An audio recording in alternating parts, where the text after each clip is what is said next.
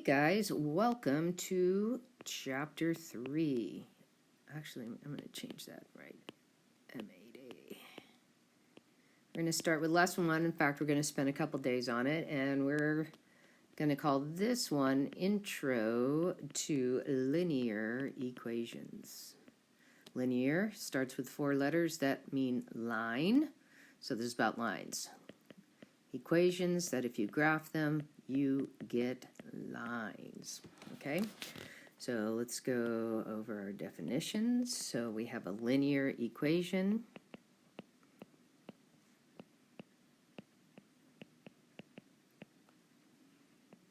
And again, box up line. So it's an equation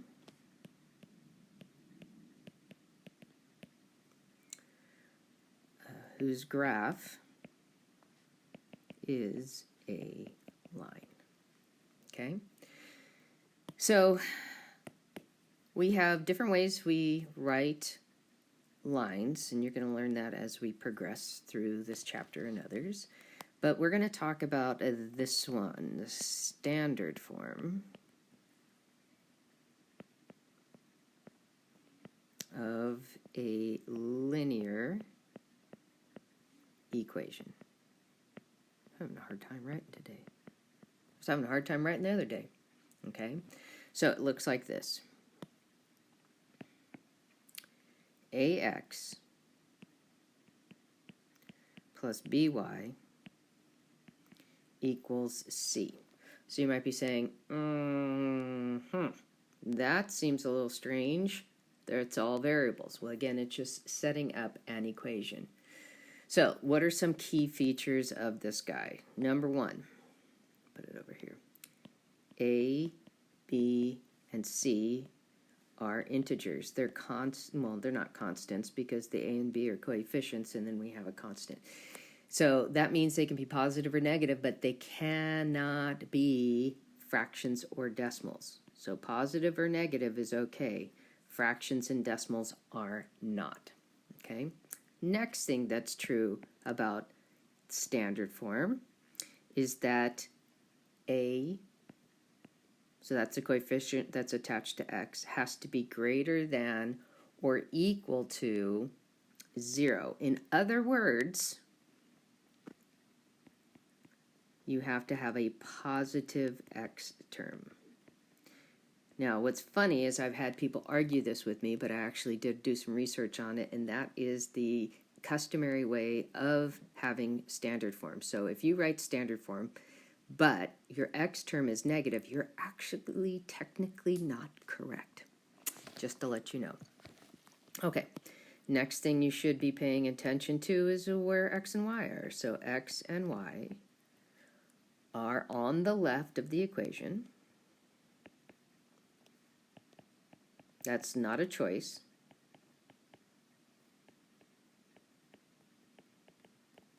Okay. And X is in front. So I'm going to do a little sidebar over here. X is in front, just like normal alpha order. Okay. So alpha order.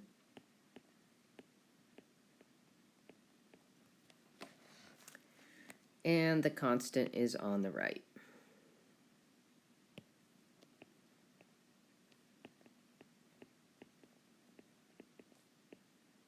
Oh, actually, I'm going to write that differently, sorry.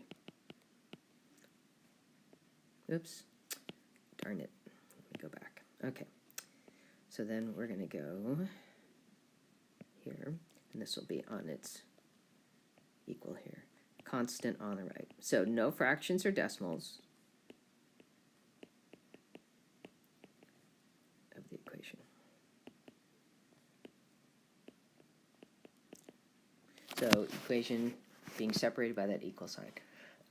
No fractions or decimals. Your X term is positive. You can have an equation without an X. You can have an equation without a Y. You're still going to get lines. Okay. They're just going to be special lines, and that's a lesson for another day. All right, so let's talk over here about what you can and can't have. So standard form, linear equation. You can't have a product of the variables, so no product of variables. It's okay to have a the two different variables, and you can have them being multiplied by a coefficient, but you can't have the two variables multiplied by each other. That will not give you a line, okay? You can have no exponents on a variable, because that's not going to give you a line, so that's not a linear equation.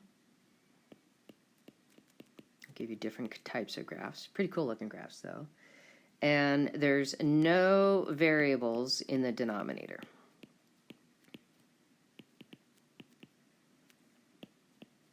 Now it's interesting because we'll have a quiz in this chapter and a test.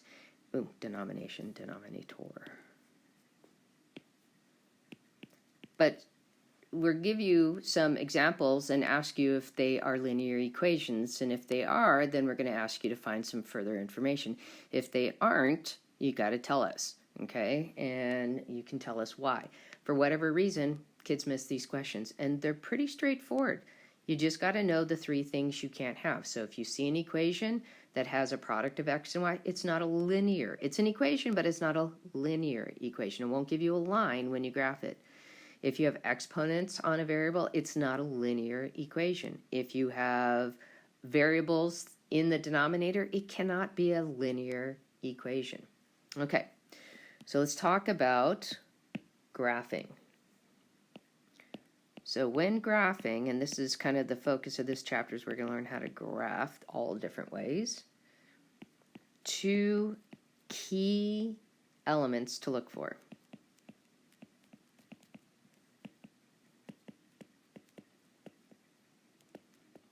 And what are those two key elements, might you ask? Let me tell you. X-intercept. In fact, an X-intercept is probably the most important part of all graphs, whether it's linear or otherwise, okay? Why? Because it tells us a lot of information. There you go. And you'll figure that out later as we go through this. So, not when, where. So the X-intercept is where the graph intersects the x-axis. That tells us some key information. Now, if I write that as an ordered pair, because it crosses the x-axis, it has an x value, but it doesn't go up or down from the origin, so its y-coordinate is always 0. Okay?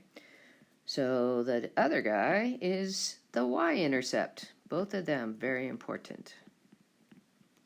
So what is a Y-intercept? It's where, I keep writing other words, where the graph intersects. I wrote intercepts. It would be that. I'm going to change that word. I blew that up here. My brain. Yes, there we go. Let's try this again. Intersects the x-axis and intersects the y-axis.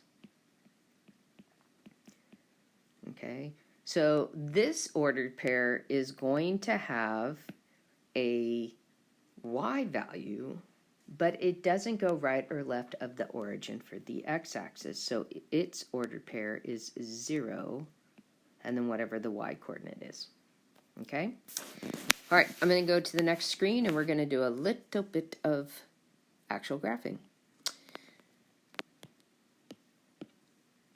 Well, some of it. So first thing, we're going to do some examples of determine whether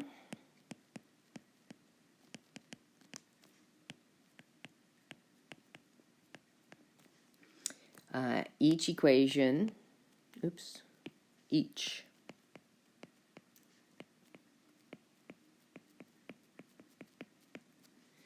is a linear equation?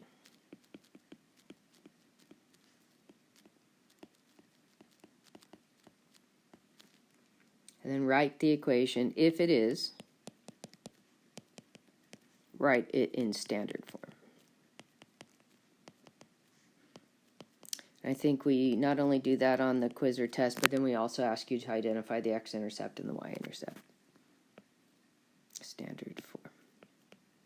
So right now we're just trying to identify. Okay, so I have 1/3 y equals -1. So first thing I need to see is, do I have any products of x and y? No. Do I have any exponent on a variable? No. Do I have any variables in a denominator? No. Since I said no, no, no, that means yes. So I'm going to write that.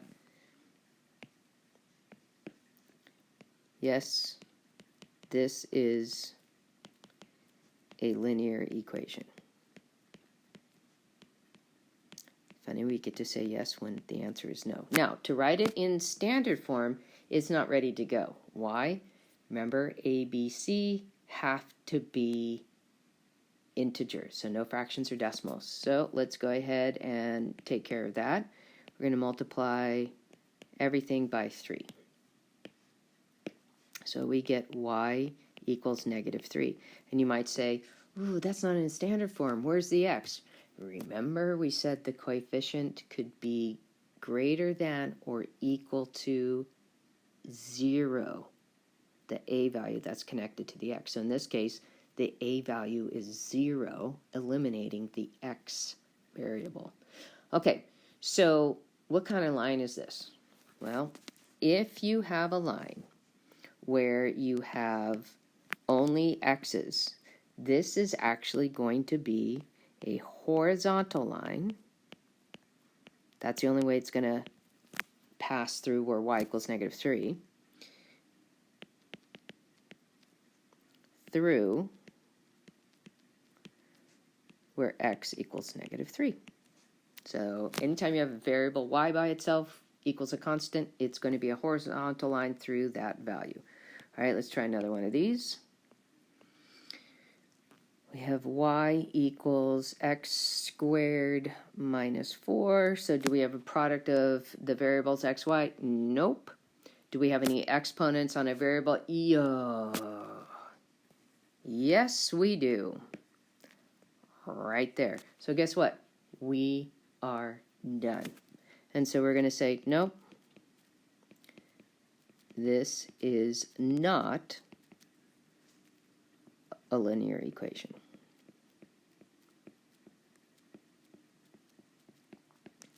Okay. Now, if you were asked to give a statement as to why it was not a linear equation, you would write something along these lines. No exponents on variables in linear equations. So is this still an equation, and can I still graph it? And the answer is yes, it is. Will I get a line? No, you won't. That's why it's not a linear equation. Okay, next we're going to do a little graph, and the directions are going to ask us to find the x and y intercepts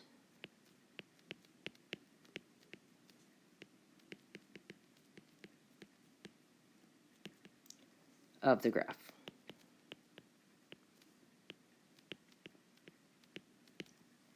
Okay, so I'm going to go ahead and recreate this graph I have from my notes. So this is your y-axis. This is your x-axis.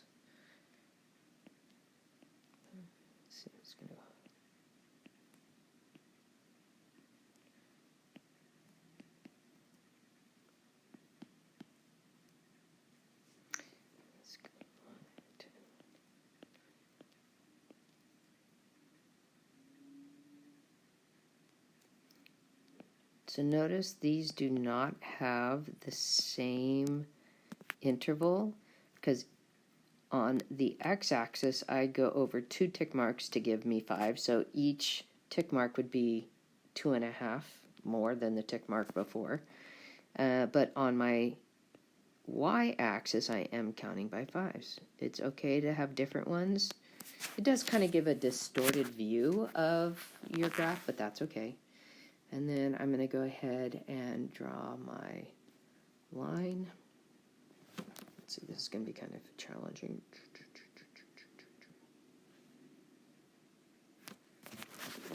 Okay, so what I'm looking for is where my graph crosses the x-axis and where it crosses the y-axis. So you can see right here and right here. Okay, so we're going to go ahead and label those. So this would be the X-intercept, and it's located at, 15, 0. Okay, so the y-coordinate is 0 because it's still at the same level as the origin. And then let's do this guy would be the y-intercept. It's where it crosses the y-axis. And he would be located at 0, 30. Okay? All right, one more, and it's going to take a little bit of writing, so I'm actually going to go pause for a moment, do it, and then when I come back, you'll see it. All right, so I'm going to suggest you do the same thing. Pause and copy this down because this is obnoxiously long to write these directions. The table shows the function relating the distance to an amusement park in miles and the time in hours the Torres family has driven. Find the x and y intercepts, describe what the intercepts mean in the situation. So go ahead and pause, and when you come back, we will write the table together. Okay? All right, you're back, so here we go. Time is in hours.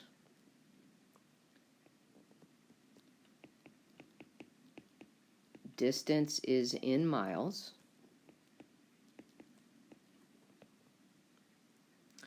And we have 1, 2, 3, 4, 5 entries. And they are much bigger than they need to be. Okay, so time was 0 when the distance was 248. In 1 hour, 186. 2 hours, 124 miles. 3 hours, 62 miles. And in 4 hours, 0. Okay. So what we need to do is figure out the X-intercept and the Y-intercept and then what they mean. So I'm going to write X-intercept. And then we have the Y-intercept.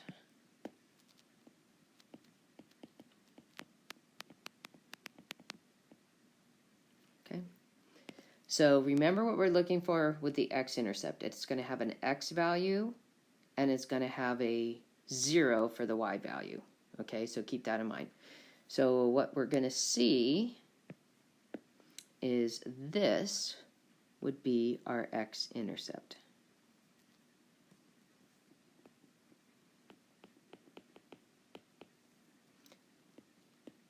So when we have our charts, they put them together as X in the first column and Y in the second column.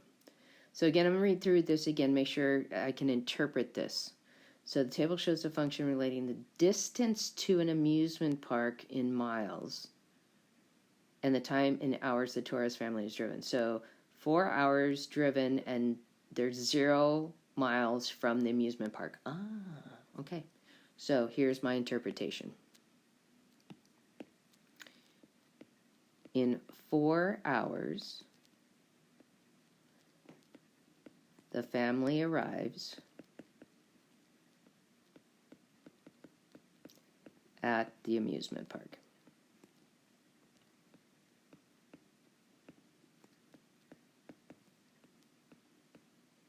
Okay, let's find the y-intercept. So that one is going to have a 0 in the x value and a number in the y value. So that would be here. Oops. So that would be the ordered pair 0, 248. I don't know why I marked over there. Oh, I wrote amusement part, not amusement park. Lovely. Let's try that again. There we go. Pink. Okay, so what does that mean? Okay, so they haven't taken off from the house, and they are 248 miles from the amusement park, since that's what the distance value is. So we're going to write that.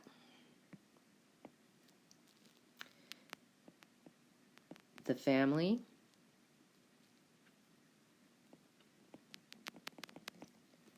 let's try it. No, I don't like that. Let's try that again. The distance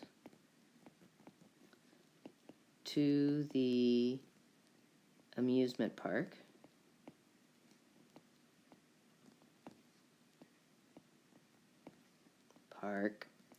is 248 miles from home.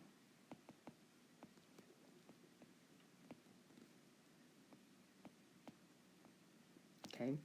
Now time is 0 because apparently they haven't left yet, right? They're still at home. All right, that's it for today, guys. We'll talk to you later. Bye.